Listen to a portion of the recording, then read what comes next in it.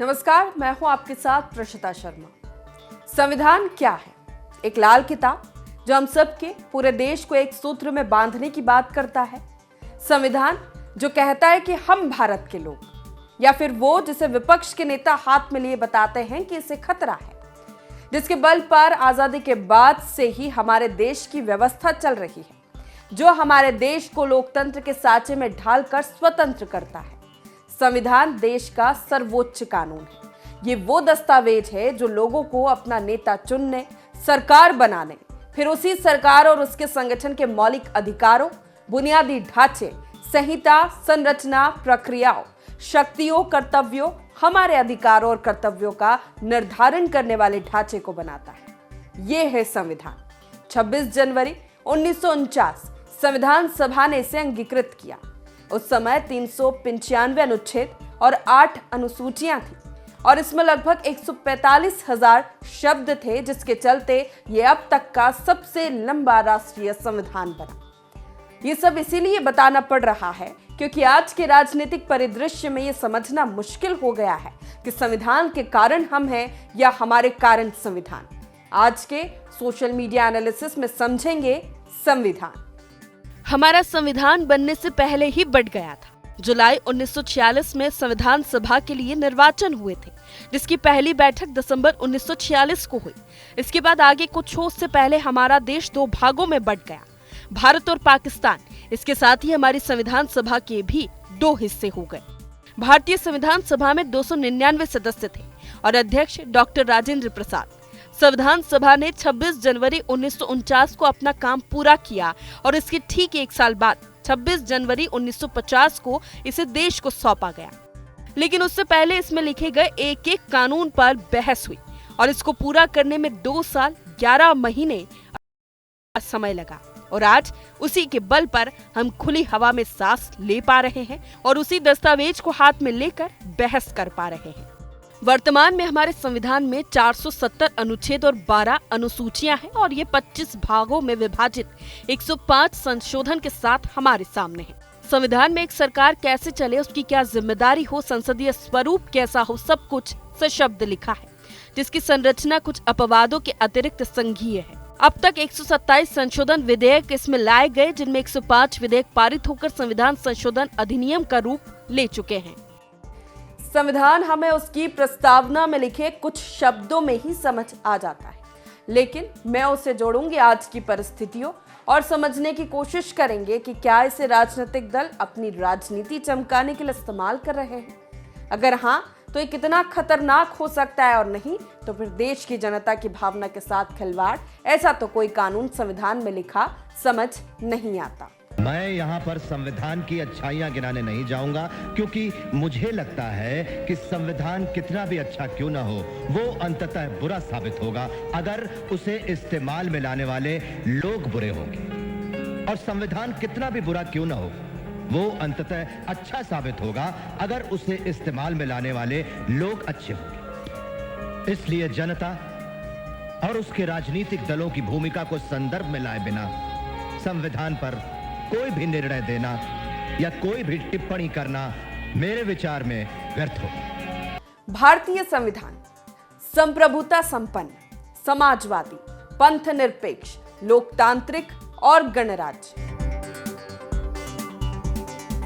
संप्रभुता यानी सबसे सर्वोच्च और स्वतंत्र।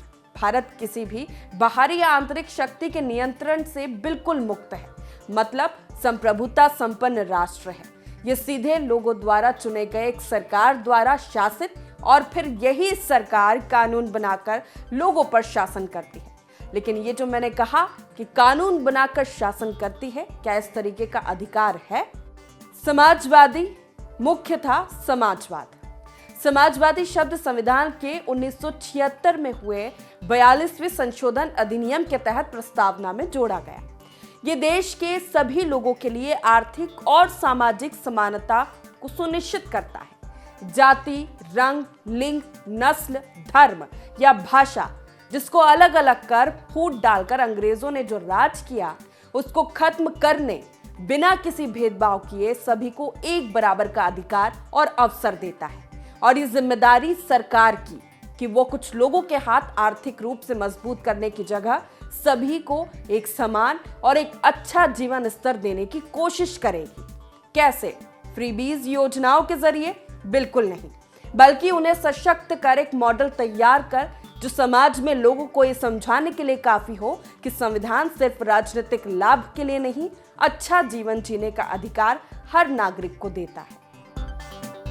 पंथ निरपेक्ष या पंथ निरपेक्षता। पंथ निरपेक्ष पहले पंथ निरपेक्षता था। ये शब्द संविधान के 1976 में हुए 42वें संशोधन अधिनियम के तहत प्रस्तावना में जोड़ा गया। ये सभी पंथों की समानता और पांथिक सहिष्णुता सुनिश्चित करता है, मतलब कि भारत का कोई आधिकारिक पंथ नहीं है। कैसे? ये बहुत जरूरी है समझना।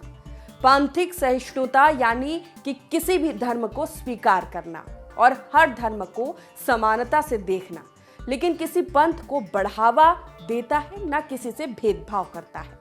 एक समान व्यवहार का अधिकार देता है। देश के हर नागरिक को अपने पसंद के किसी भी पंथ यानी कि धर्म की उपासना, उसका पालन करना और प्रचार करने का अधिकार है। सभी नागरिकों को उनकी धार्मिक मान्यता कुछ भी हो, कानून उन्हें एक बराबर दृष्टि से न्याय करेगा। लेकिन क्या हो जब संभल जैसी स्थिति देश में हो, जब कानून के हिसाब से काम होने पर भी लोग दंगे फसाद करें? क्या किया जाए ऐसी स्थिति में जब कानून को ही बचाने की जरूरत हो? आजादी के बाद से हम इस दस्तावेज की बदौलत देश में रह रहे हो, लेकिन हमें यही नहीं मालूम कि उसके पहले पन्ने पर लिखे शब्द हमें बताते हो कि हमें कैसे रहना है। फिर माननीय बात करते हैं मोहब्बत की दुकान लगाने की, और फिर उस पर सवाल हो कि नफरत कौन फैला रहा है। ये नफरत का बीज है, उसे आज नहीं बोया गया है।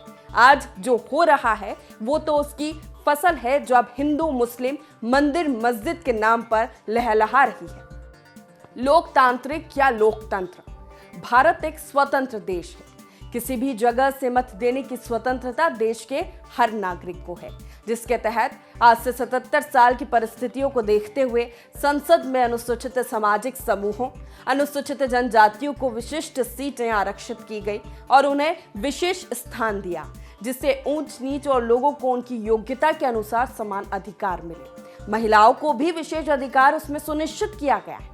आज जो सशक्त और स्वावलंबी बनाने के नाम पर उनको ये बताया जाए कि उनका उद्धार तो हम ही करेंगे, तो फिर सवाल तो उठता है कि किसी संविधान को ठीक से समझा और पढ़ा है कि सबकी अपनी अपनी लाल किताबें हैं। भारत का निर्वाचन आयोग एक स्वतंत्र संस्था है और ये स्वतंत्र और निष्पक्ष निर्वाचन करने के लिए सदैव तत्पर है। शक्ति विभाजन। ये हमारे देश को ठीक ढंग से, जैसे कि रेल पटरी पर ही चले उसके लिए पटरी बिछाई जाती है, ठीक उसी तरह शक्ति विभाजन भारतीय संविधान का सर्वाधिक महत्वपूर्ण लक्षण है। राज्य की शक्तियां केंद्रीय और राज्य सरकारों में विभाजित होती है। दोनों सत्ता एक दूसरे के अधीन होती है। शक्ति विभाजन का राजनीतिक अर्थ है कि विधायिका, कार्यपालिका और न्यायपालिका अपनी अपनी शक्तियों समेत एक दूसरे से अलग और अधीन होंगी। मतलब कि राज्य में कोई भी राजनीतिक दल की सरकार को केंद्र में वो अलग भी होगी तो ये देश के विकास में या किसी भी स्तर पर राज्य के लोगों के लिए बाधा नहीं बनेगा। और अगर ऐसा है तो फिर आज का परिदृश्य में डबल इंजन क्या है? क्या ये फॉर्मूला लोगों तक गलत तरीके से परिभाषित कर डिलीवर किया जाता है? क्योंकि ऐसा तो कोई फॉर्मूला संविधान में दिखाई नहीं पड़ता।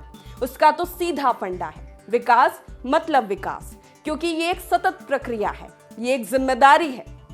फिर राज्य और केंद्र में कोई भी राजनीतिक दल शासन करे। हम भारत के लोग देश को संपूर्ण प्रभुत्व संपन्न समाजवादी पंथ निरपेक्ष लोकतंत्रात्मक गणराज्य बनाने के लिए और देश के लोगों को सामाजिक, आर्थिक और राजनीतिक न्याय, विचार अभिव्यक्ति, विश्वास, धर्म और उपासना की स्वतंत्रता, प्रतिष्ठा और अवसर की समता प्रदान प्राप्त करने के लिए और उन सब में व्यक्तित्व की गरिमा और राष्ट्र की एकता और अखंडता सुनिश्चित करने वाली बंधुता बढ़ाने के लिए दृढ़ संकल्प होकर अपने संविधान को हमेशा नमन करते हैं। अब बड़ा सवाल यह है कि क्या वाकई में संविधान खतरे में है?